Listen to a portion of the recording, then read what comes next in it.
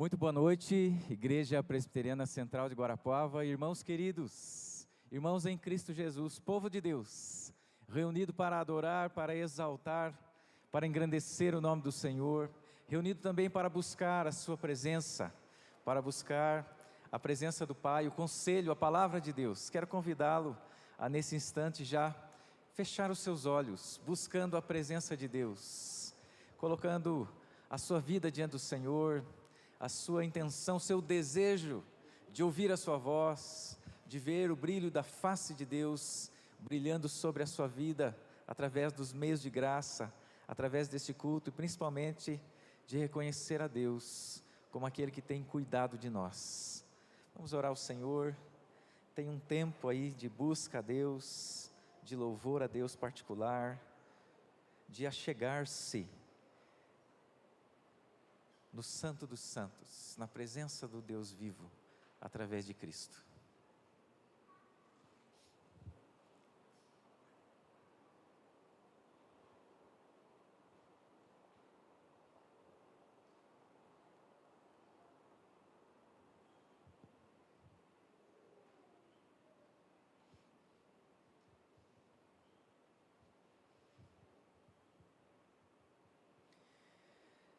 Santo e eterno Deus, que bênção nós podermos ser chamados pelo Senhor, das trevas para a sua maravilhosa luz, sabendo, ó Deus, que estávamos perdidos, sem Cristo, estávamos, ó Deus, andando para a nossa perdição, baseados, ó Deus, no nosso próprio entendimento, na nossa própria razão, mas o Senhor fez brilhar o Evangelho, o Senhor agiu de maneira maravilhosa através do Teu Espírito Santo, por causa da Tua misericórdia, da Sua graça, e o Senhor nos alcançou e tem nos salvado em Cristo Jesus, o nosso Senhor.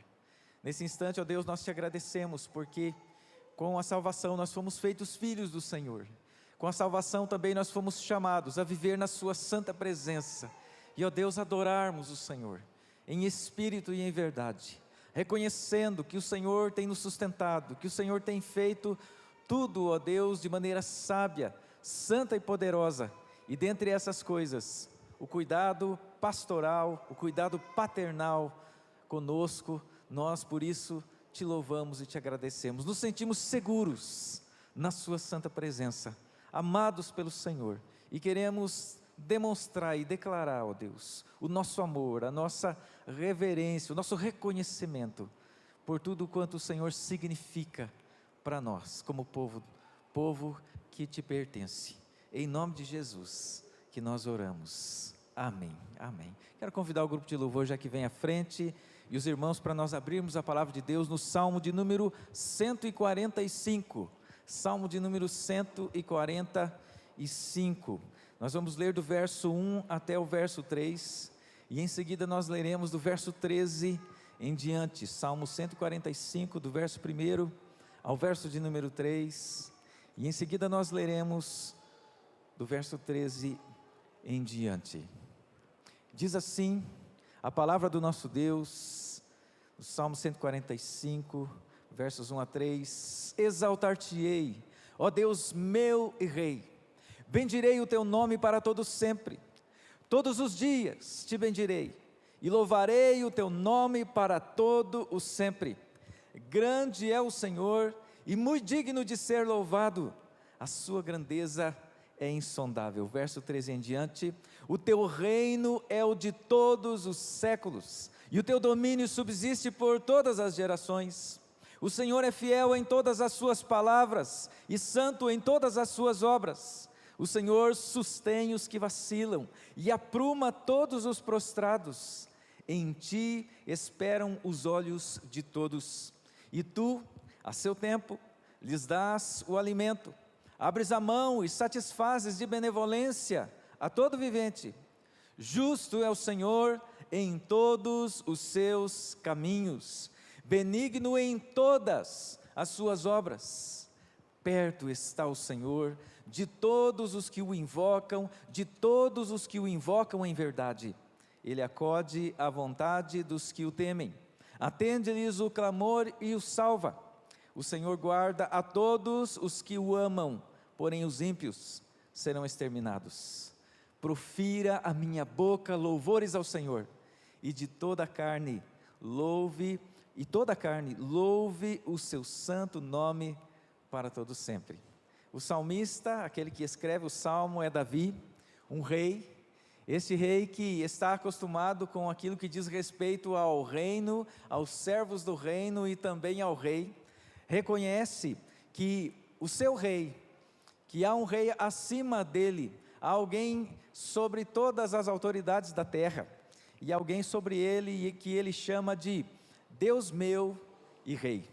Deus é o rei sobre toda a terra, sobre todos nós, e ele diz aqui firmemente, ele toma uma decisão a respeito da sua posição diante desse rei: exaltar-te-ei, ó Deus meu e rei, eu bendirei o teu nome, eu falarei bem de ti, para todos sempre, não apenas hoje, não apenas um momento em que parece que as coisas estão bem, mas bendirei o teu nome para todos sempre, todos os dias, eu te louvarei. Por quê? No verso 3 ele responde: porque Deus é grande, o Senhor é muito digno de ser louvado, e a sua grandeza é de tal forma, que eu não consigo nem compreender, de tão grande que é o Senhor. A partir do verso 13, ele vai falar sobre como é o reino desse rei, ele é sobre todos os séculos, enquanto homens sobem ao poder e passam, como Davi passou, cumpriu o seu propósito, mas como diz a própria palavra de Deus, viu corrupção. O rei que está sobre Davi, esse rei que ele exalta, o Yahvé, o Deus criador de todas as coisas, o seu reino é de todos os séculos, o seu reino não tem fim, ele é o alfa, ele é o ômega, ele é o começo, ele é o fim, e ele vai dizer que o reino deste rei, o reinado deste rei, ele é correto, ele é certo, quando ele diz no verso 13, que o Senhor é fiel, em todas as suas palavras, nenhuma das palavras deste rei, ela é dita de uma forma mal dita, mas ela é sempre bem dita, porque ela é fiel, e a Bíblia vai dizer também que as suas obras também são santas, ou são perfeitas, não há erro, não há falhas, não há sombra nenhuma nas obras desse Deus.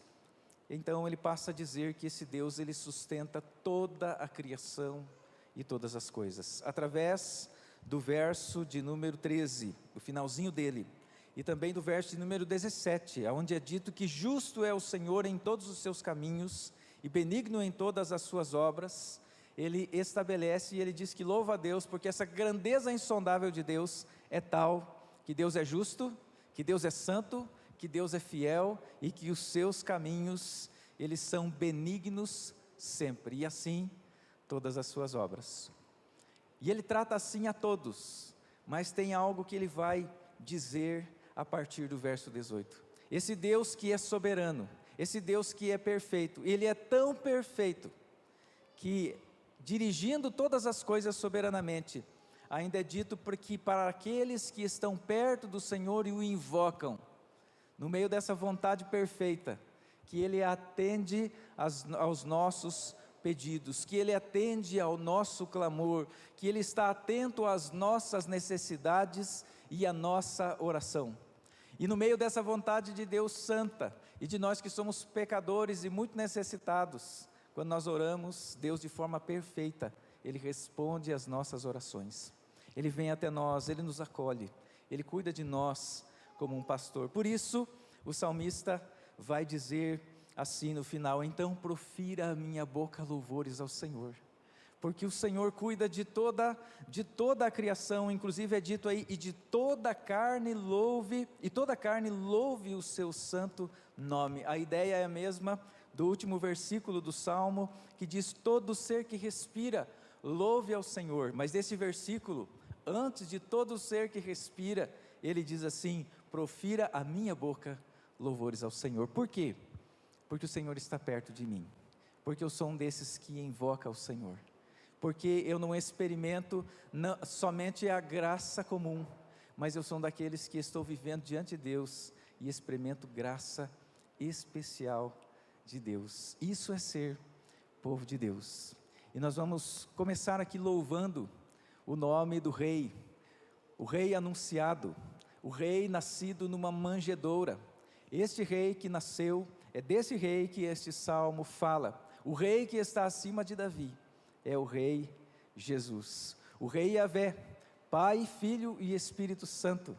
O Filho é enviado para ser o rei deste reino do qual nós fazemos parte, para ser o cabeça, dono e senhor da igreja.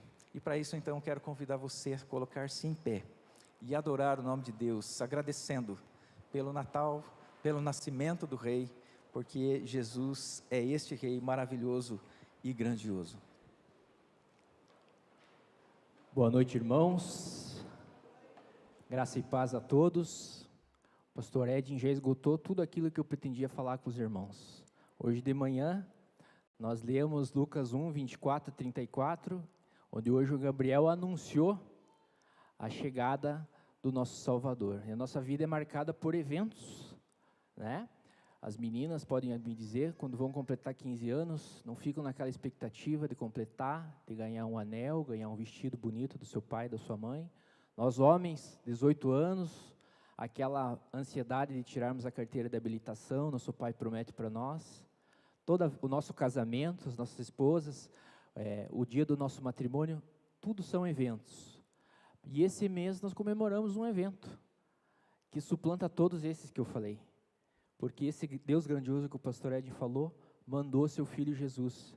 E é esse Filho Jesus que nós comemoramos o nascimento nesse mês. Esses domingos de advento são para apontar para a data do nascimento do nosso Senhor e Salvador Jesus Cristo. Por isso eu convido você, meus irmãos, para nós juntos louvarmos a esse Deus que teve misericórdia e nos mandou Jesus Cristo. Amém? Vamos lá?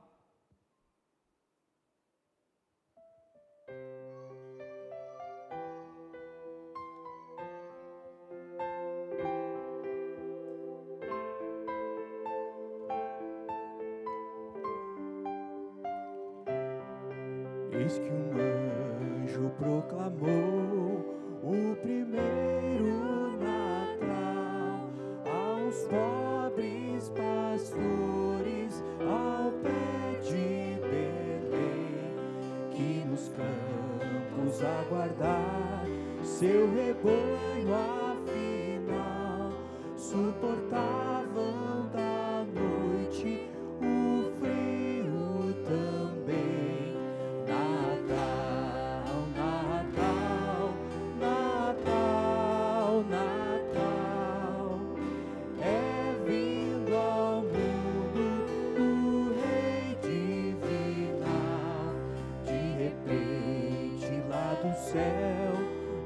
Estrela surgiu e no oriente brilhou com estranho fulgor.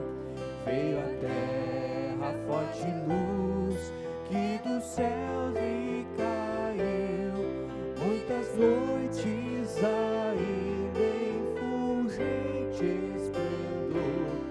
Natal, Natal, Natal, Natal, é vindo ao mundo o Rei divinal. Tal estrela apareceu e os magos guiou pela estrela Belém, rumo certo os conduz. E chegando ali por fim, a estrela parou, mesmo acima da casa estava Jesus. Natal, Natal, Natal, Natal, é vindo ao mundo o Rei divinal. E os magos com afã e sublime temor, os joelhos dobraram naquele lugar para ofertas liberais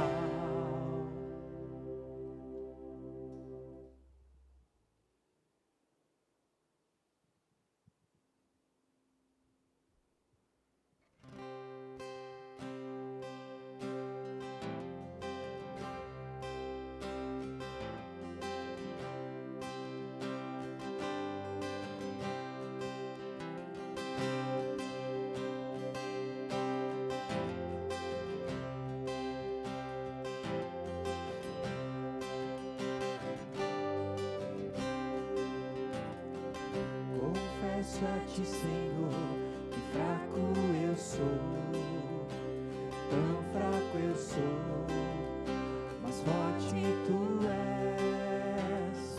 Eu venho a ti, Senhor, sem nada pra dar, só quero pedir, vem, ajuda-me, ó Deus.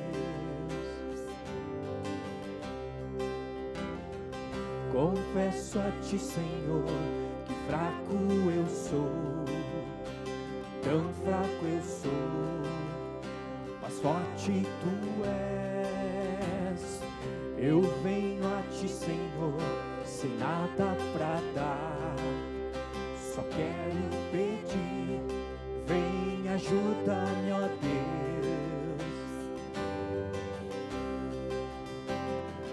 Um coração quebrantado e humilde não rejeita, Senhor. Estenda a mim tua graça e deixe teu amor fluir.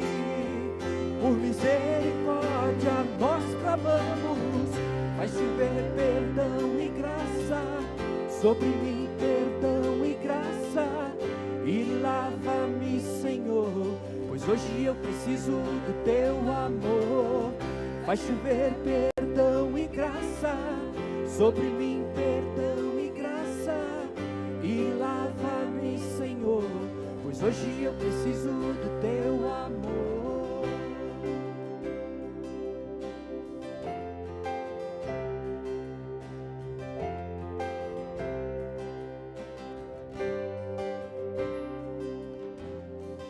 Confesso a ti, Senhor, que fraco eu sou, tão fraco eu sou, mas forte tu és. Eu venho a ti, Senhor, sem nada pra dar, só quero pedir, vem, ajuda-me, ó Deus. Um coração, um coração quebrantado e humilde não rejeita, Senhor.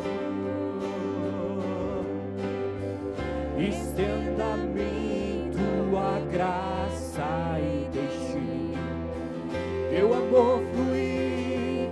Por misericórdia nós clamamos, faz chover perdão e graça sobre mim, perdão e graça, e lava-me, Senhor, pois hoje eu preciso do teu amor. Faz chover perdão e graça sobre mim, perdão e graça, e lava-me, Senhor, pois hoje eu preciso do teu amor.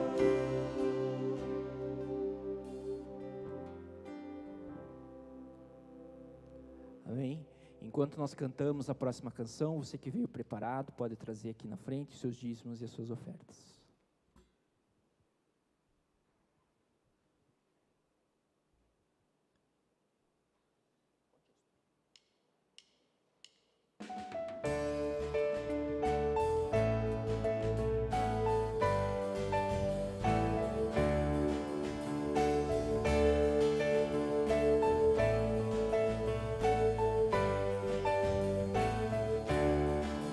Fonte és tu de toda bênção, vem o canto me inspirar, a misericórdia tua quero em alto som louvar.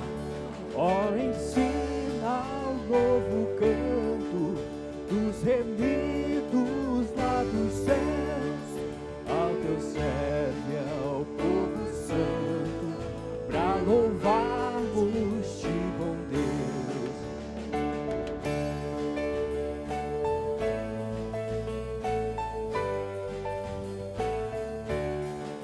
Ao Senhor eu agradeço, pois Jesus me socorreu, e por sua graça um dia vai levar-me para o céu. Eu perdido procurou-me, longe do meu Deus sem luz, dos pecados meus lavou-me, com seu sangue o bom Jesus.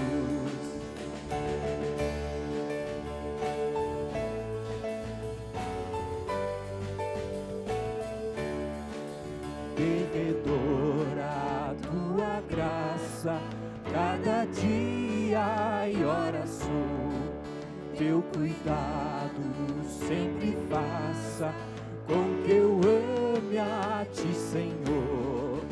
O meu ser é vacilante, toma o prende-o com amor, para que eu a todo instante glorifique a ti, Senhor. O meu ser é vacilante, toma o prende-o com amor, para que eu a todo instante glorifique a ti, Senhor.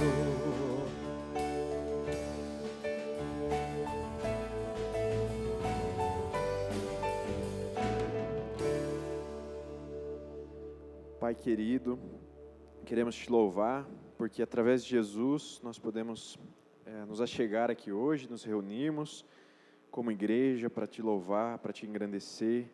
Obrigado por essa oportunidade também de entregar nossos dízimos, nossas ofertas. Que o Senhor esteja abençoando e nos orientando para que a gente possa tomar boas decisões com aquilo que o Senhor nos dá, tanto com aquilo que a igreja tem aqui, com o que a igreja recebe através dos dízimos e das ofertas, mas também aquilo que fica conosco, Pai. Em nome de Jesus. Amém. Pode sentar, irmãos.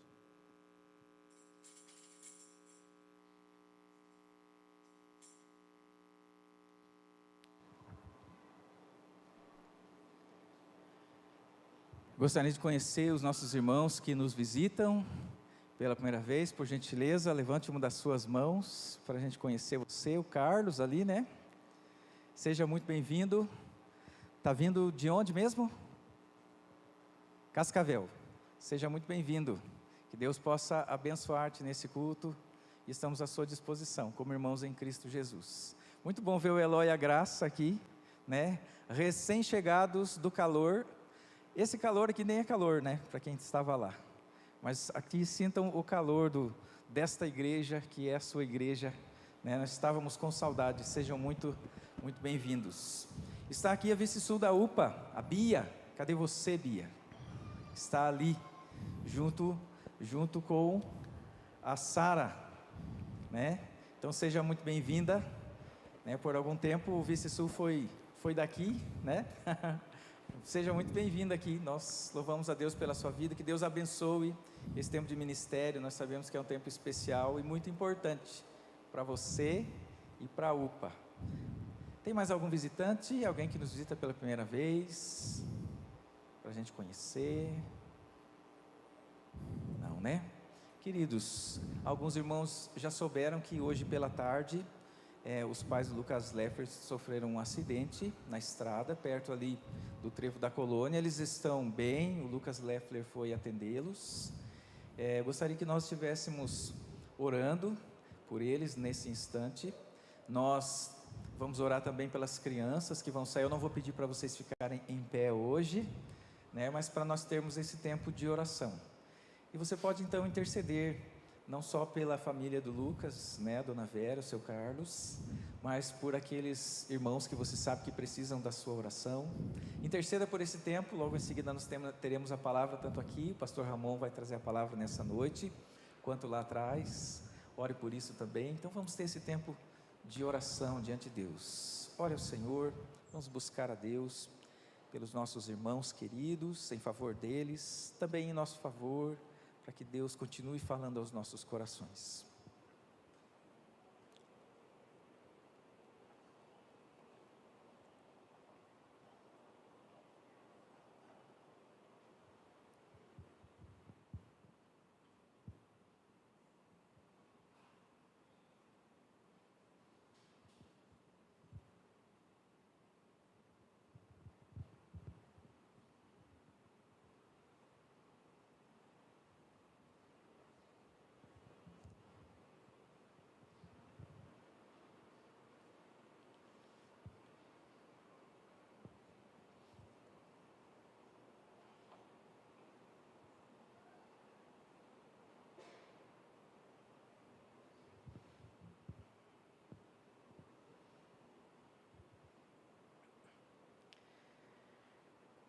Senhor nosso Deus, supremo, soberano e providente pastor, nós sabemos que todas as coisas cooperam para o bem daqueles que te amam.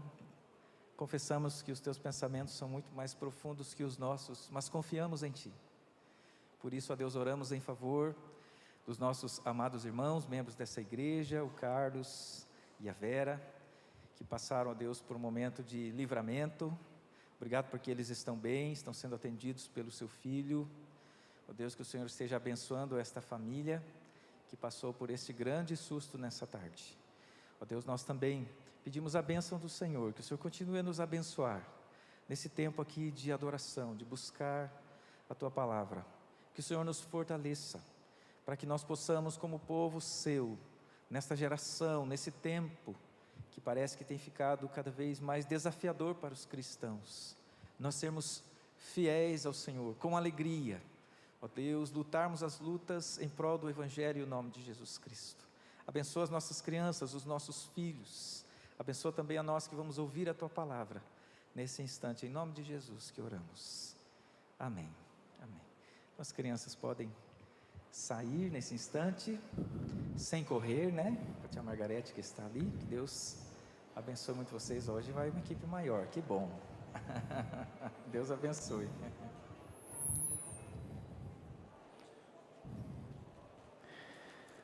Boa noite, amados irmãos. Quero convidá-los a abrirem a palavra do Senhor comigo em Daniel 11. Nós chegamos a conversar na nossa reunião pastoral aqui, se nós terminaríamos o livro de Daniel ou se já entraríamos com mensagens sobre o Natal, mas como faltam apenas 2 capítulos, então decidimos assim dar continuidade e a partir então, daqui 2 finais de semana a gente segue com mensagens do Natal.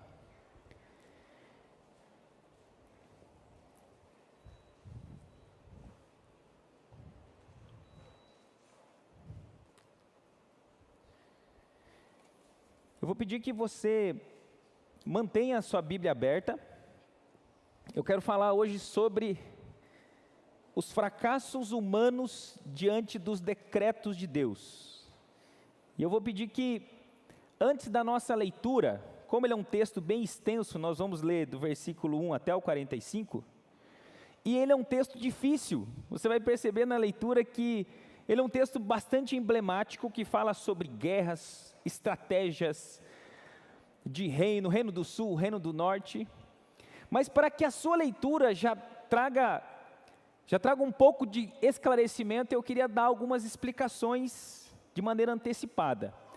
Então eu separei dessa forma o sermão, eu quero trazer essa explicação, depois nós fazemos a leitura e oramos, depois eu quero tentar olhar com você quando tudo isso que está aqui se cumpriu, essa mensagem que o anjo Gabriel deu a Daniel para o fortalecer, como está no versículo 1, que aconteceu no ano 516 a.C., como que tudo isso vai acontecendo na história, e nós temos os historiadores seculares que confirmam e dão nome a esses personagens que você vai ver aqui.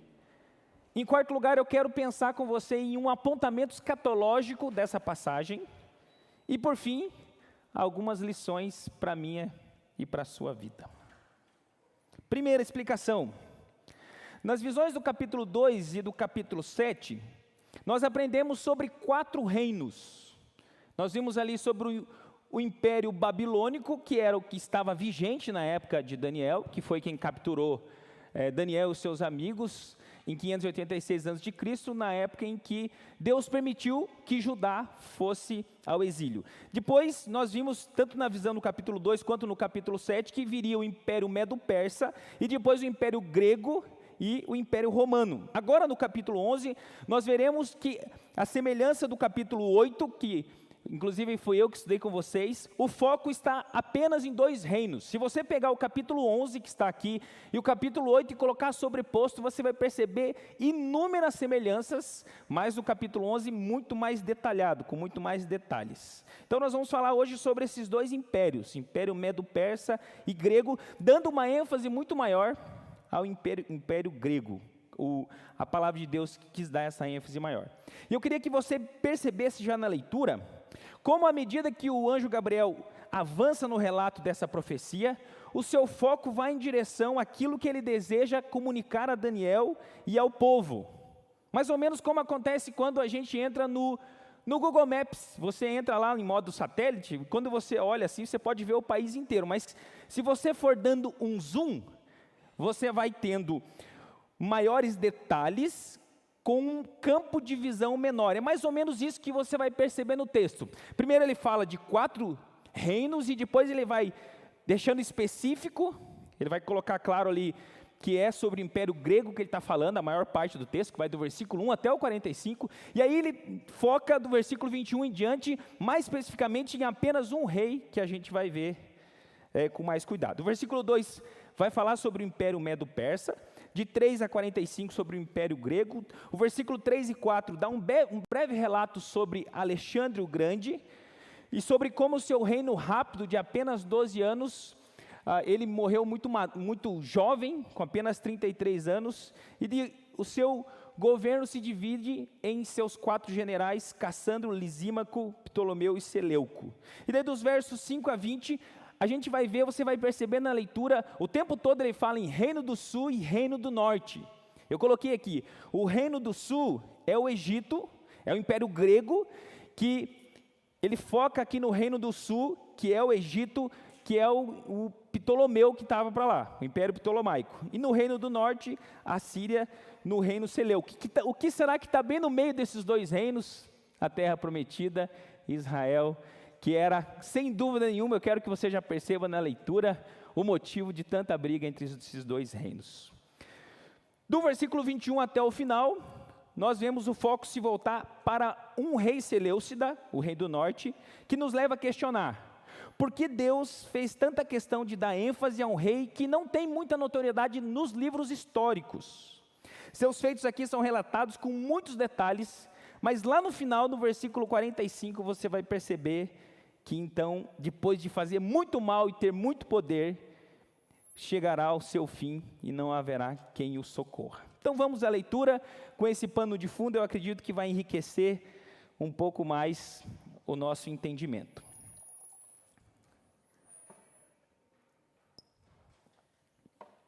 O anjo Gabriel então ele vai dizer, como dando continuidade ao que nós vimos na semana passada, mas eu, no primeiro ano de Dario o Medo, me levantei para o fortalecer e animar. Agora eu te declararei a verdade. Eis que ainda 3 reis se levantarão na Pérsia, e o 4º será acumulado de grandes riquezas mais do que todos, e tornado forte por suas riquezas, empregará tudo contra o reino da Grécia. Depois se levantará um rei poderoso, que reinará com grande domínio, e fará o que lhe aprouver, mas no auge, quando Alexandre o Grande tinha conquistado o mundo inteiro, o seu reino será quebrado e repartido para os 4 ventos do céu, mas não para a sua posteridade, não para um filho seu. Nem tampouco segundo o poder com que reinou. Ninguém mais vai reinar como Alexandre o Grande, porque o seu reino será arrancado e passará a outros, fora de seus descendentes, os 4 generais. O rei do sul será forte, como também um de seus príncipes. Este será mais forte do que ele, um filho desse rei, e reinará e será grande o seu domínio, mas ao cabo de anos eles se aliarão um com o outro. A filha do rei do sul casará com o rei do norte para estabelecer a concórdia.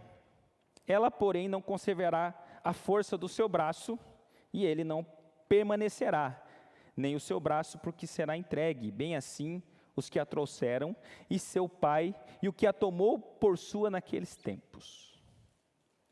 Mas, de um renovo da linhagem dela, de alguém da família dessa filha que foi dada em casamento, um se levantará em seu lugar, e avançará contra o exército do norte, e entrará na sua fortaleza, e agirá contra eles, e prevalecerá.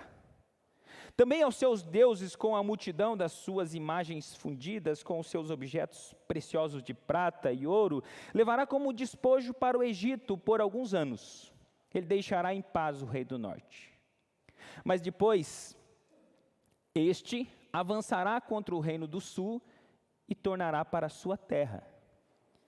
Os seus filhos farão guerra e reunirão numerosas forças. Um deles virá apressadamente, arrasará tudo e passará adiante, e voltando à guerra, a levará até a fortaleza do rei do sul.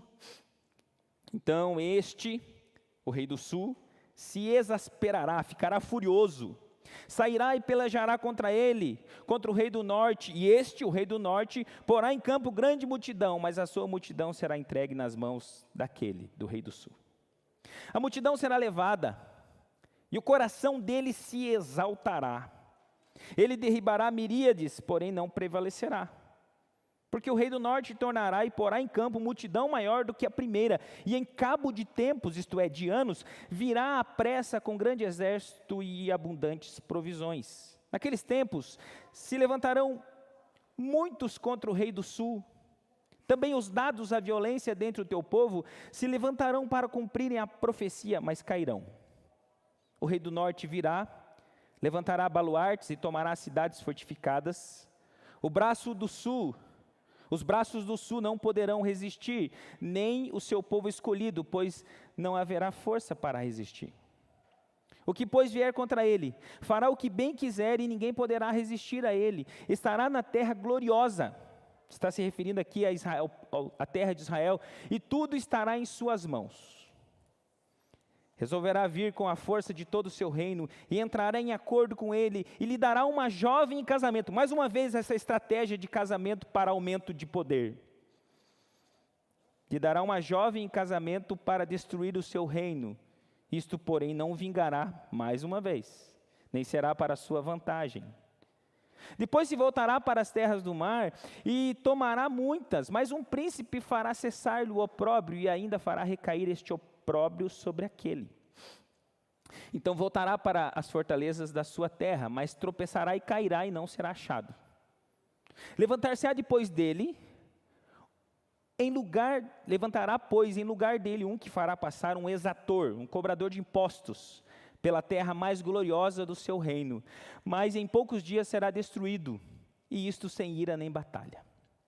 Depois se levantará em seu lugar um homem vil, ao qual não tinham dado dignidade real, mas ele virá caladamente e tomará o reino com intrigas. As forças inundantes serão arrasadas e diante dele serão quebrantadas, como também o príncipe da aliança. Apesar da aliança com ele, usará de engano, subirá e se tornará forte com pouca gente.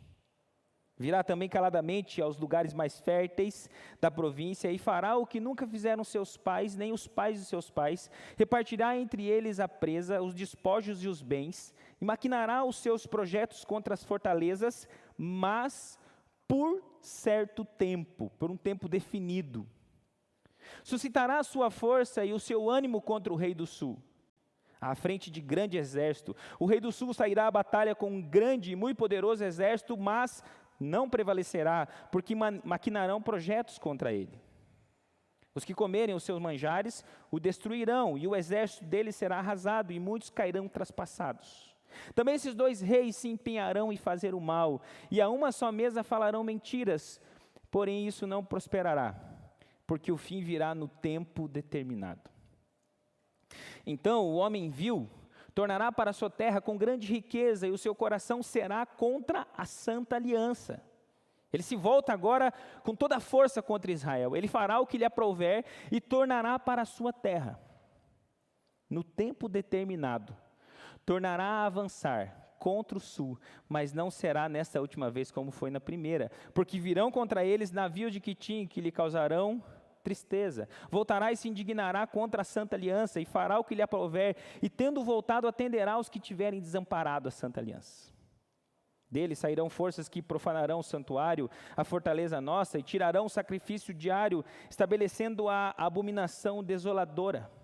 Aos violadores da aliança, ele com lisonjas perverterá. Mas o povo que conhece ao seu Deus se tornará forte e ativo. Os sábios entre o povo ensinarão a muitos, todavia cairão pela espada e pelo fogo, pelo cativeiro e pelo roubo por algum tempo. Ao caírem eles, serão ajudados com pequeno socorro, mas muitos se ajuntarão se ajuntarão a eles com lisonjas. Alguns dos sábios cairão para serem provados, purificados e embranquecidos até o tempo do fim, porque se dará ainda no tempo determinado. Este rei, esse homem vil, que o texto está falando lá desde o versículo 21, fará segundo a sua vontade e se levantará e se engrandecerá sobre todo Deus, contra o Deus dos deuses falará coisas incríveis e será próspero, até que se cumpra a indignação, porque aquilo que está determinado será feito. Não terá respeito aos deuses de seus pais, nem ao desejo de mulheres, nem a qualquer deus, porque sobre tudo se engrandecerá. Mas em lugar dos deuses, honrará o Deus das fortalezas, a um Deus que seus pais não conheceram. Honrará com ouro, com prata, com pedras preciosas e coisas agradáveis.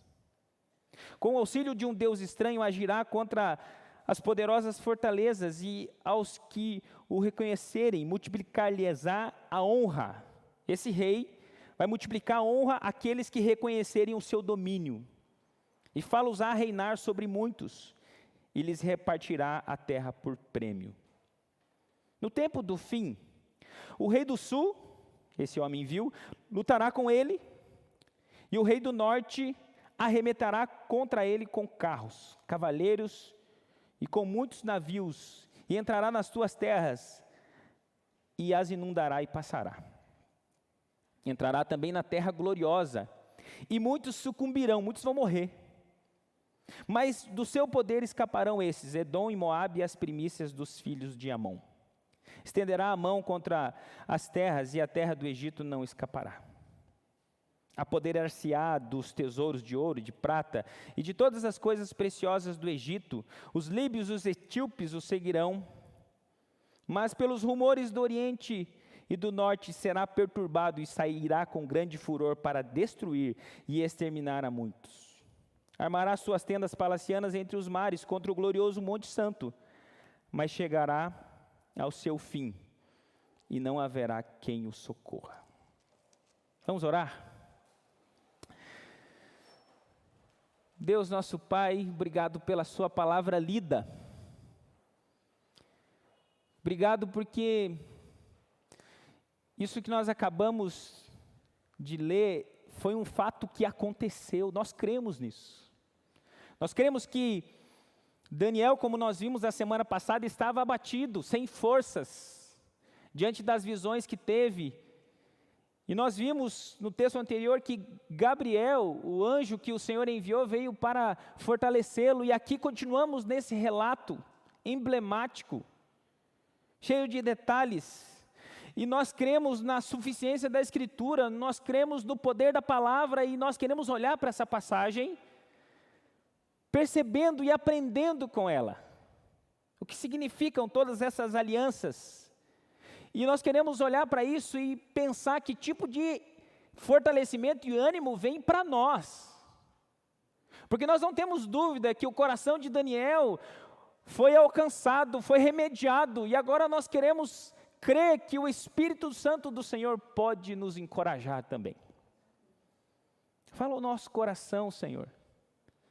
Ajude-nos a aprendermos de Ti, para Te honrarmos e para estarmos preparados contra a tentação da apostasia, porque o que nós vimos aqui, Senhor, é que muitos apostataram, e os que não apostataram é porque os sábios os estavam ensinando nesse povo que não se desviou e que estava forte e ativo. Abre os nossos ouvidos, os nossos olhos espirituais, e ajude-nos a aprendermos nessa noite. Pedimos assim em nome de Jesus, amém.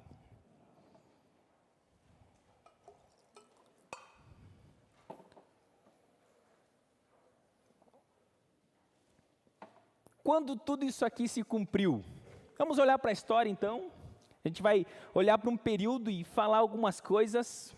que aconteceram desde essa visão, o rei babilônico Dario, ali no ano 500 e alguma coisa, até o ano 167 a.C., com a morte de Antíoco IV. Bom, o texto começa falando que ainda 3 reis persas se levantariam. Vou pedir que você vá acompanhando enquanto eu vou falando aí.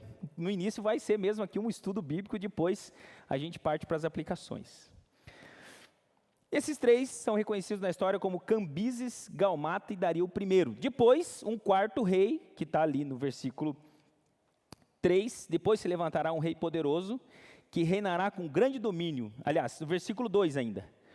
E o 4º será acumulado de grandes riquezas, mais do que todos, e tornado forte por suas riquezas, empregará tudo contra o rei da Grécia. Aqui, ele é identificado como Xerxes, ou Assuero, o marido de Ester, que a gente identifica ali no livro de Ester. Seguindo no texto, nós vamos perceber que o relato do versículo 3 e 4 se encaixa com Alexandre, o Magno. Depois se levantará um rei poderoso que reinará com grande domínio e fará o que lhe aprouver. E como o texto aqui deixou claro na nossa leitura, Alexandre o Grande, depois de ter reinado apenas 12 anos, começou com 20, e depois de ter feito grandes investidas e ser um grande estrategista, ele morre aos 33 anos, doente, não foi nem morto na batalha, ele morreu doente, e o seu reino é dividido entre 4 generais: Ptolomeu, Lisímaco, Cassandro e Seleuco. O conflito aqui, ele acaba sendo focado no reino do norte e o reino do sul, porque justamente para mostrar que a briga está em torno da terra prometida, que está no centro das duas ali. Esse primeiro rei que está ali no versículo 5, o rei do sul será forte, está se referindo a Ptolomeu I, e aí o filho dele na sequência, como também um dos seus príncipes, esse será mais forte do que ele, e reinará e terá um grande domínio, está se referindo a Ptolomeu II. O Ptolomeu II, não satisfeito com o poder que tinha alcançado, ele deseja então fazer uma espécie de aliança, o que vai estar na sequência do texto, com o rei do sul, diz assim, aliás, com o rei do norte. Mas, versículo 6, ao cabo de anos, eles se aliarão um com o outro. A filha do rei do sul, e a gente tem identificado aqui que é Berenice, ela se casa com o rei do norte. O rei do norte é o Seleuco II, vai tentando guardar aí. E aí eles se casam para estabelecer a concórdia, mas ela não conservará a força do seu braço, e ele será entregue, bem assim, os que a trouxeram a seu pai e o que a tomou por sua naqueles dias. O rei Ptolomeu II, ele disse assim, preciso aumentar as minhas fronteiras, preciso fazer umas alianças aqui, não sei quem jogou o War já, mas quando a gente joga o War, mais ou menos isso que a gente faz ali, a gente vai buscando aliados, e é isso que acontecia na vida real nessas guerras.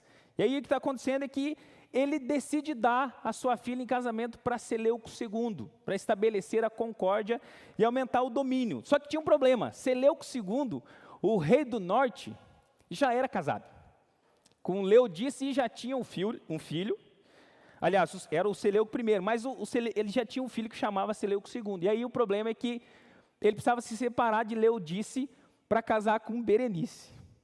E o rei Ptolomeu II convenceu ele, falou, então você se separe, deserte o seu filho, casa com a minha filha, e aí a gente vai ter um reino poderoso, extenso, e não vai ter mais briga por causa da terra gloriosa. E o que ele fez? Ptolomeu II aceitou o desafio. Separou-se da sua esposa, deserdou o seu filho, casou-se com Berenice, teve um filho com ela, e agora estava tudo bem. Só que aí morreu Ptolomeu II. E ele pensou assim, meu trato era com o pai, não era com a filha.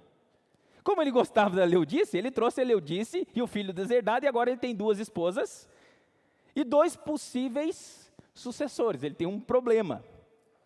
Só que, antes que as crianças crescessem e isso se tornasse um problema na sucessão do reino, Leodice se vinga da situação. Ela envenena o seu marido e a Berenice e o filho da Berenice, e quem se torna o rei? O filho dela. Aqui você vai olhando para essa passagem aqui, quando a gente vai entendendo com os relatos históricos, a gente vai percebendo quantas artimanhas para se perpetuar no poder, a capacidade que as pessoas têm de fazer intrigas, alianças, artimanhas. Claro que isso não fica sem nenhuma resposta. O versículo 7 e 8 vai mostrar que aí vem o irmão de Berenice, que assume o trono no lugar do pai, o Ptolomeu III, e ele ataca o reino do norte, matando Leudice por vingança, e volta para o Egito com os despojos. Está no versículo 7 e 8, diz assim: mas de um renovo da linhagem dela, um se levantará em seu lugar, e avançará contra o exército do rei do norte, e entrará na sua fortaleza, e agirá contra eles, e prevalecerá. Perceba que, quanto mais vazão eles dão a esse ódio, a essa vingança, isso nunca acaba, nunca resolve, porque quem vai lá e faz o mal, acha que agora a vingança foi feita, a justiça, agora eu me sinto justiçado, mas quem sofreu o mal, não. Você vai perceber o tempo todo nesse texto, e depois de passar de um tempo, então vem sempre uma resposta, é um padrão que está aqui. Mas, aliás, conjunção adversativa, mas, presente o tempo todo nessa passagem. Olha só, versículo 4, diz que o rei era muito grande, mas no auge seu reino foi quebrado. Versículo 6, mas ao cabo de anos se aliarão. Versículo 7, mas de um renovo da linhagem, o tempo todo está mas. Versículo 9, mas depois este avançará. 19, então voltará para as fortalezas da sua própria terra, mas tropeçará. Versículo 20, levantar-se-á depois em lugar dele um que fará passar um exator pela terra mais gloriosa do seu reino, mas em poucos dias. Essa expressão o tempo todo está dando o entendimento de que as coisas o tempo todo estão mudando, os poderes humanos estão mudando. Quando a coisa parece estabelecer paz, vem um novo mas. E agora, se o Ptolomeu III achou que estava tudo bem, vingou a morte da sua mãe, que tinha matado a Berenice por vingança. O problema é que Seleuco II, o filho da Laodice, não concordou que estava tudo bem. E depois de um tempo, ele ataca para resolver a situação, e isso passa à próxima geração, versículo 9 e 10, diz assim: mas depois este avançará contra o rei do sul, e tornará para a sua terra. Seleuco II atacando o rei do sul. Os seus filhos farão guerra e reunirão numerosas forças. Um deles virá apressadamente, arrasará tudo e passará adiante, voltando à guerra, e levará até a fortaleza do rei do sul. Agora quem promove a vingança é o rei do sul, Ptolomeu IV, e isso não para. Ele ataca Antíoco III. Isso aqui passou já uma geração. Na batalha que em 217 ficou conhecida como a Batalha de Ráfia, onde 14 mil soldados de Antíoco III morrem. Isso está lá no versículo 11. Então, este se exasperará, o rei do sul ficará furioso, sairá e pelejará contra ele, contra o rei do norte. Este porá em campo grande multidão, mas a sua multidão será entregue nas mãos daquele. A coisa não para, é chumbo trocado o tempo todo, eles estão se guerreando. No entanto, essa vitória do rei do sul enche o seu coração de soberba. O texto diz que o versículo 12, a multidão será levada e o coração dele se exaltará. Ele derribará miríades, porém não prevalecerá. E agora o rei do sul, soberbo, leva uma derrota e perde o território palestino, que está no versículo 12 a 16. A multidão será levada e o seu coração se exaltará, ele derrubará miríades, porém não prevalecerá. Porque o rei do norte tornará e porá em campo multidão maior do que a primeira.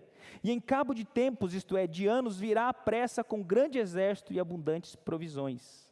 Naqueles tempos, se levantarão muitos contra o rei do sul, também os dados à violência dentro do teu povo se levantarão para cumprir a profecia, mas cairão. O rei do norte virá, levantará baluartes e tomará cidades fortificadas. Os braços do sul não poderão resistir, nem o seu povo escolhido, pois não haverá força para resistir. O que, pois, vier contra ele, fará o que bem quiser, e ninguém poderá resistir a ele. Estará na terra gloriosa, e tudo estará em suas mãos. Apesar de grande vantagem que agora Antíoco III tem, mais uma vez o que o texto mostra é que ele não se contenta com o poder que alcança. E aí ele vai propor uma aliança. Perceba que antes era o rei do sul que propôs uma aliança em casamento, agora é o rei do norte. Antíoco III, olha o versículo 17. Resolverá vir com a força do seu reino e entrará em acordo com ele e lhe dará uma jovem em casamento, para destruir o seu reino. Isso, porém, não vingará, nem será para a sua vantagem. O que aconteceu com o Antíoco III aqui? Ele pegou sua filha Cleópatra,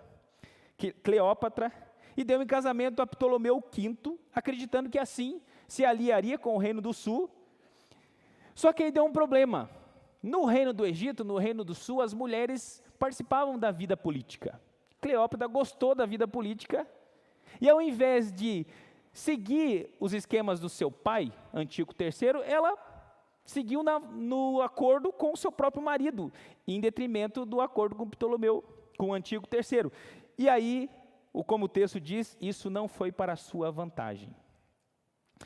Uma vez que ele viu isso frustrado, então ele faz uma tentativa de dominar, ele faz um novo ataque. Depois, versículo 18: depois se voltará para as terras do mar, e tomará muitas, mas um príncipe fará cessar-lhe o opróbrio, e ainda fará recair este opróbrio sobre aquele. Então voltará para as fortalezas da sua terra, mas tropeçará e cairá, e não será achado. Os historiadores dizem que esse é o momento, pela primeira vez, que aparece o Império Romano na história. Que ainda era muito pequeno, estava em ascendência, mas Antíoco III aqui, querendo expandir a sua região de poder, se depara com o Império Romano e tem que recuar, e quando ele volta para a sua terra, agora ele é morto. Levantar-se-á depois dele, versículo 20, em lugar dele um que fará passar um exator, é o filho dele. Filho de Antíoco III, é Seleuco IV, ele assume, e ele coloca um exator, um cobrador de impostos, pela terra mais gloriosa do seu reino, mas em poucos dias será destruído, e isso sem ira nem batalha. Seleuco IV, com problemas financeiros deixado pelo seu pai, ele chama esse cobrador de impostos, que começa a colocar impostos pesados, mas o próprio cobrador de impostos, que é Heliodoro, trai o rei e o mata. É traição para todo lado. E agora, no versículo 21, então, nós chegamos ao segundo filho de Antíoco III, que é Antíoco IV, que não estava na sucessão. Mas como seu irmão, Seleuco IV, foi assassinado, ele assume o poder debaixo de intrigas. Está no versículo 21, diz assim: depois se levantará em seu lugar um homem vil, ao qual não tinham dado a dignidade real, mas ele virá caladamente e tomará o reino com intrigas. Agora, nós vamos focar em um reinado apenas. Não é mais briga de reino do sul contra reino do norte. Agora é o rei Antíoco IV, que usurpa o trono, que era para ser do sobrinho dele, porque quando o Seleuco, o irmão dele, morreu, tinha um filho, Demétrio. Ele não deixa o Demétrio reinar, então ele usurpa, cumprindo aqui o que a Bíblia havia profetizado muito tempo antes, porque essa profecia é do ano 500, mas quando isso aconteceu foi no ano 167 a.C. E daqui em diante a profecia vai se concentrar nesse personagem que ficou muito poderoso e tentava destruir o povo que tinha a promessa do Messias. Tudo está em torno da promessa do Messias, da terra prometida.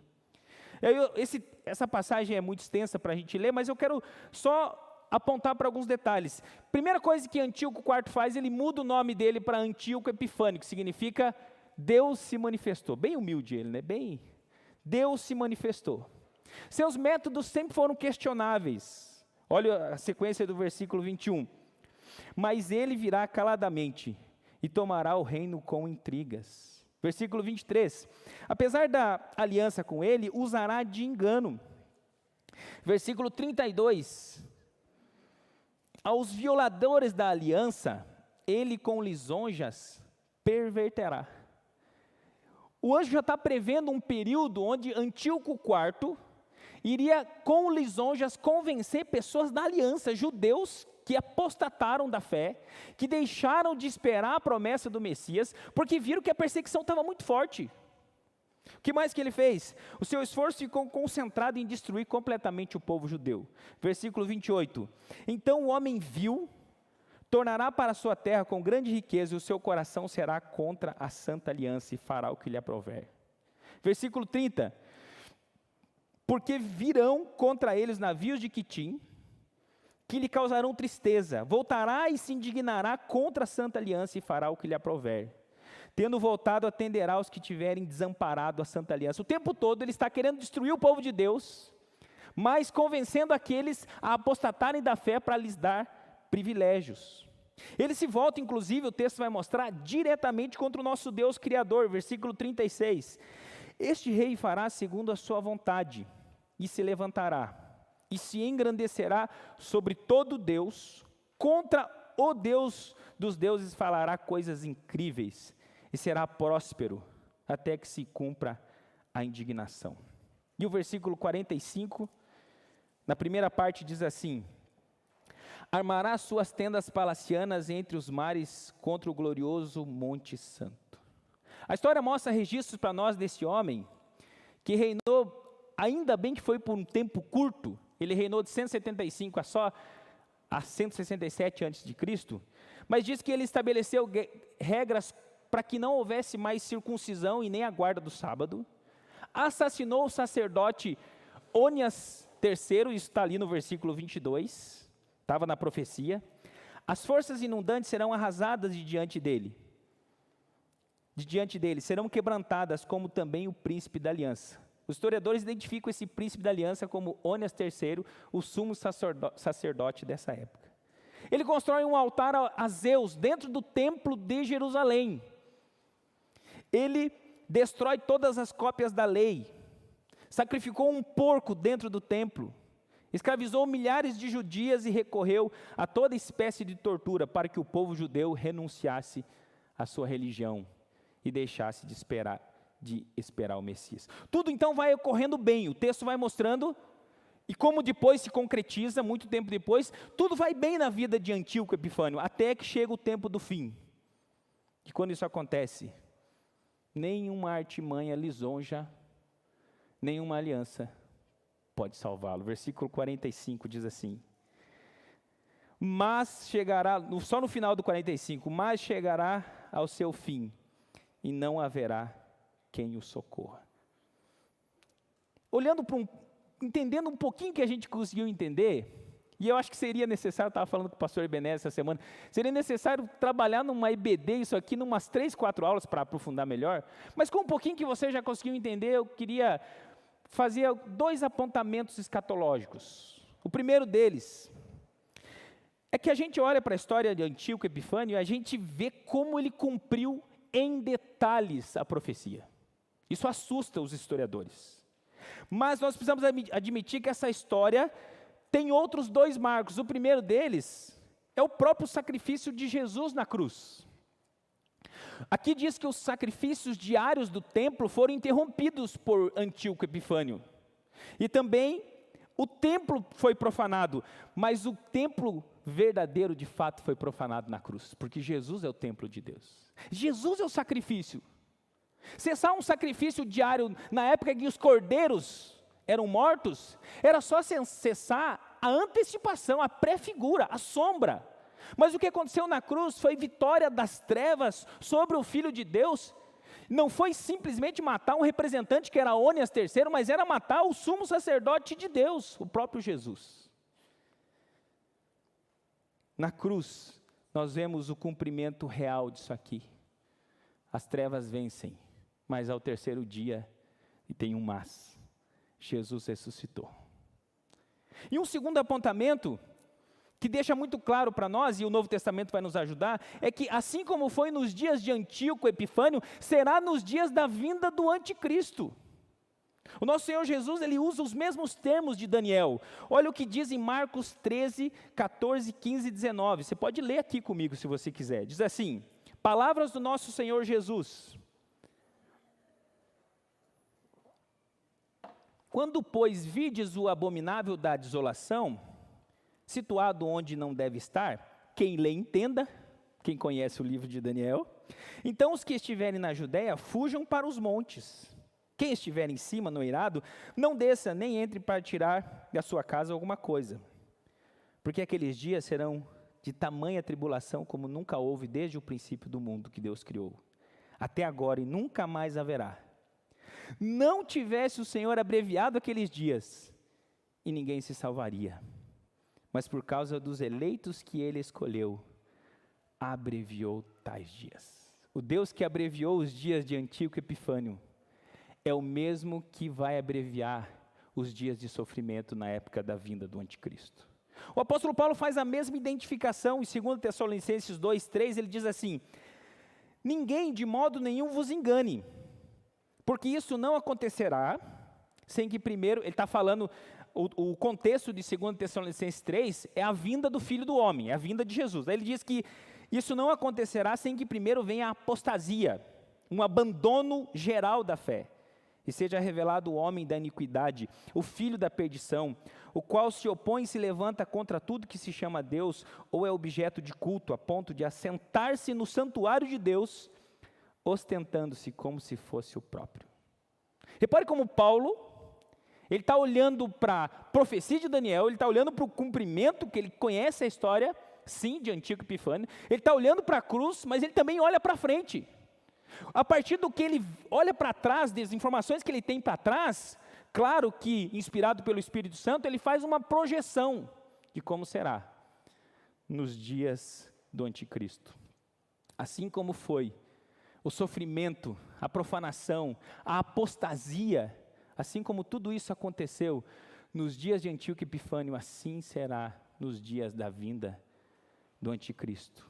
Isso vai ficar claro em Daniel, capítulo 11, ali no versículo 31, ele diz assim: desse anticristo, que Antíoco Epifânio é uma prefigura desse anticristo, dele sairão forças que profanarão o santuário, a fortaleza nossa, e tirarão o sacrifício diário, estabelecendo a abominação desoladora. Aos violadores da aliança, ele com lisonjas perverterá, mas o povo que conhece ao seu Deus se tornará forte e ativo. Os sábios entre o povo ensinarão a muitos, todavia cairão pela espada e pelo fogo, pelo cativeiro e pelo roubo por algum tempo. Ao caírem eles serão ajudados com pequeno socorro, mas muitos se ajuntarão a eles com lisonjas. Alguns dos sábios cairão para serem provados, purificados e embranquecidos até o tempo do fim, porque se dará ainda no tempo determinado. Eu queria encerrar essa mensagem pensando em algumas lições com base nisso aqui tudo. Primeiro, Deus sempre esteve e continuará no controle da história. Amém? Perceba quantas vezes tem a expressão por determinado tempo. Gente, é só a gente usar a regra de interpretação. Quem que está determinando esse tempo a que o anjo está falando aqui, inspirado pelo Espírito Santo? Quem está determinando é o Senhor da história. Versículo 24, diz assim, ó, na parte final: maquinará os seus projetos contra as fortalezas. Está falando sobre Antíoco Epifânio, mas por certo tempo. Versículo 27, porém isso não prosperará, porque o fim virá no tempo determinado. Versículo 29, no tempo determinado. Versículo 35, para serem provados, purificados e embranquecidos até o tempo do fim. 36, o finalzinho do 36, porque aquilo que está determinado será feito. E o 40, no tempo do fim. Meus irmãos, a vida não é um amontoado de acontecimentos aleatórios que não dão em lugar nenhum, sem rumo na história, não é não. Muito pelo contrário, o Senhor da história conduz cada detalhe, cada decisão minha e sua na direção do cumprimento exato dos propósitos dele. Exato. Nada acontece por acaso. E a Bíblia deixa isso muito claro. O tempo todo ela está ressaltando, o texto ressalta isso. Sim, poderosos vão fazer mal, vão fazer alianças, o povo de Deus vai sofrer, mas nada vai escapar do controle de Deus. Pelo contrário, todas essas maquinações, casamentos, lisonjas, engano, alianças, tudo isso vai contribuir para o cumprimento do plano do nosso Senhor. Não é bom saber isso? É bom. Segunda lição: quanto mais nós tentamos resolver nossos problemas com as nossas próprias forças, piores serão os resultados. Esse pessoal aqui não queria confiar em Deus. Queria resolver do seu jeito. E como é para você? Quando a sua semana vai passando, quando os problemas vão surgindo, que acontecem para todos nós, problemas financeiros, problemas de relacionamento, problemas de saúde. Quando surgem aqueles momentos em que você pensa, agora eu preciso usar uma mentira, agora eu preciso usar uma aliança, agora eu preciso fazer uma sociedade com alguém que não é crente, agora que eu não estou conseguindo namorado, eu vou namorar com alguém que não serve a Jesus. A gente vai fazendo as coisas do nosso jeito, não vai dar certo. E esse texto mostra isso claramente. Ainda que por um tempo nós prosperemos, como esses reis prosperaram, intrigas, casamento de interesse. Já viu gente que casa por interesse? Eu já vi, uma porção. A pessoa teve a capacidade de falar para mim. Foi lá, se relacionou, decidiu casar, e eu falei, mas essa pessoa não serve a Deus, mas ela tem dinheiro. Falou na cara assim, foi mesmo. Mentiras, enganos, conflitos, fúrias, ameaças, soberba, tudo isso traz um acúmulo de sofrimento no tempo do fim. E não é só o tempo do fim, quando morrer ou quando Jesus voltar, é tempo aqui. Quanto sofrimento a gente vê na história das pessoas, e aí nós pedimos para ela contar a história delas, as decisões que foram tomando, e você vai vendo, decidiu fora dos princípios da palavra, se envolveu com pessoas que não eram crentes, escolheu coisas que estavam fora dos princípios de Deus. Sabe como que a gente resolve os nossos conflitos? Observando os princípios da palavra e colocando o nosso joelho no chão. É assim que a gente toma a decisão. Não é usando a nossa capacidade de persuasão, porque às vezes a gente dá uma assim, não, mas eu sei, eu vou lá e convenço. Não é assim. É dependência do Espírito Santo. E para isso precisa conhecer a palavra e precisa orar, precisa ter uma vida consagrada. Só que a gente não quer pagar o preço. Quer ir decidindo. E aí a gente vê no que vai dar. Terceira lição. A nossa chegada no reino eterno não será sem muita luta. A palavra de Deus não esconde. Ela é muito honesta. E aí, talvez você pense assim, tomara que o anticristo não venha nessa geração, tomara que passe mais umas 10 ainda para não pegar nem eu, nem meus filhos, nem meus netos, mas não interessa, gente. Ainda que demore muitas gerações, sabe o que a palavra de Deus vai dizer? Que mesmo antes de chegar o anticristo, aquela personificação do mal, muitos anticristos estão por aí. De onde isso, pastor? 1 João 2,18.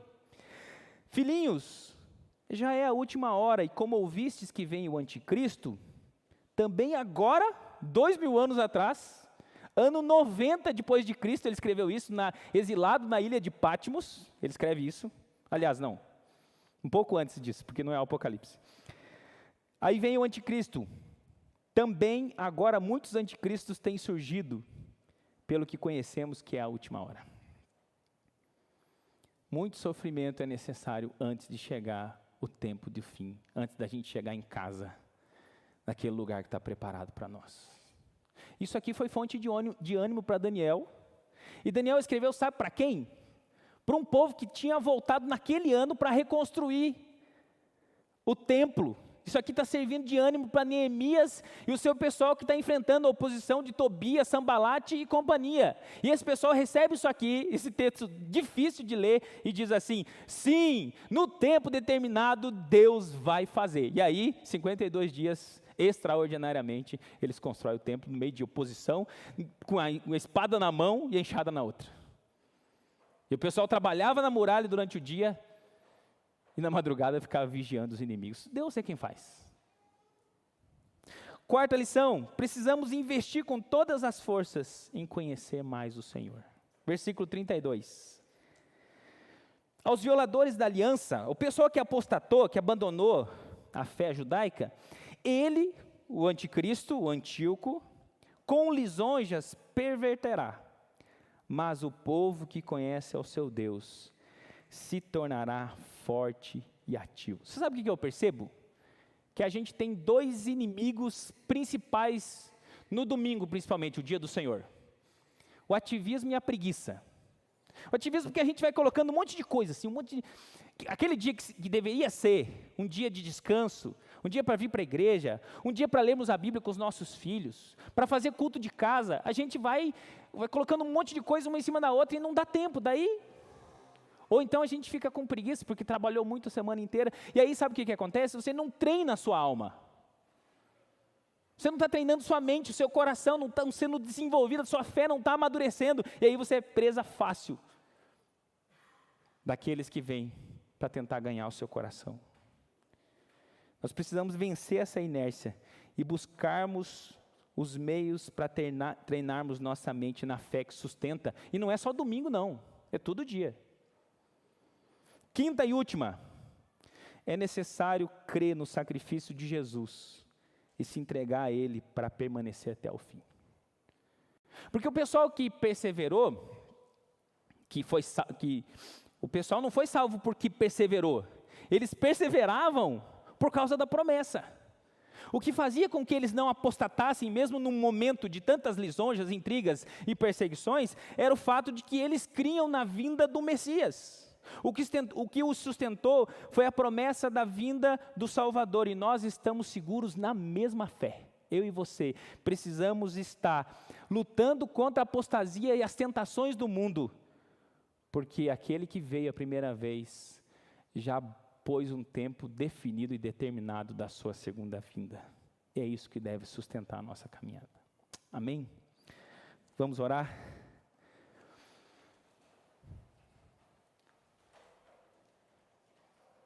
Pai amado e maravilhoso, muito obrigado pela sua palavra. Quando nós passarmos por Daniel 11 na nossa leitura diária, no nosso plano anual de leitura bíblica, que esses detalhes e essas verdades, essas lições ressaltem aos nossos olhos. Sejamos lembrados, assim como Daniel foi animado e fortalecido, e o povo que estava com Neemias, e também o povo cristão de todas as épocas que teve a palavra na mão. Que nós sejamos constantemente fortalecidos e animados pela palavra do Senhor. Pedimos-te assim em nome de Jesus. Amém. Convido os irmãos a nós ficarmos em pé, vamos cantar mais uma canção.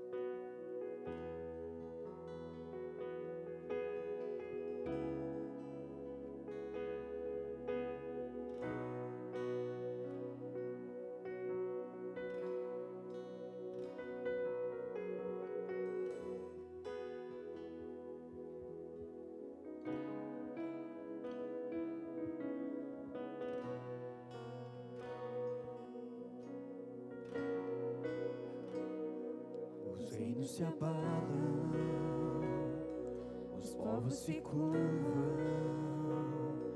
as bocas se abrem, as mãos se levantam para dizer que tu és o Rei,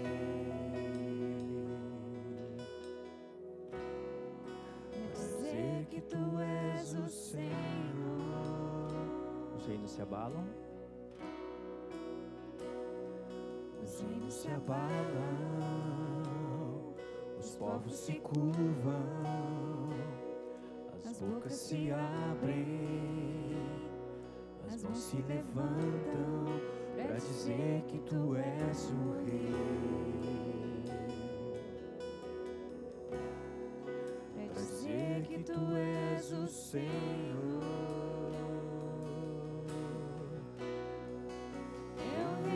Sempre eterno, firmado em misericórdia, justiça e igualdade, bondade e fidelidade, a tua igreja te adora, tua igreja te adora. Os reinos se abalam,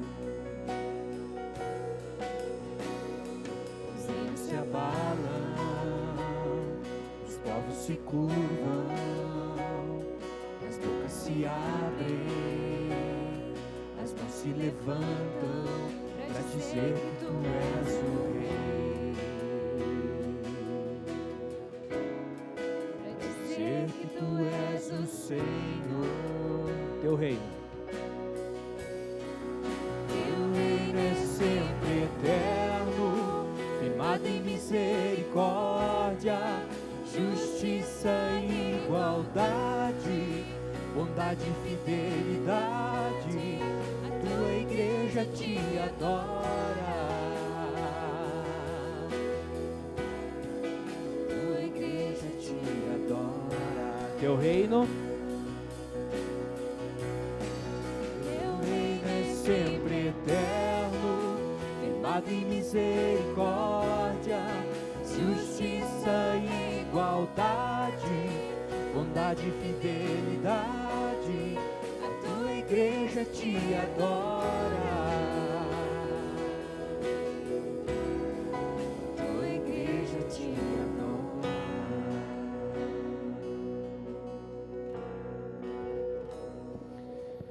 Nós te adoramos, Senhor. Te adoramos porque o teu reino permanecerá. Os reinos dessa terra passarão. Os homens abusarão dos seus poderes, dos seus cargos.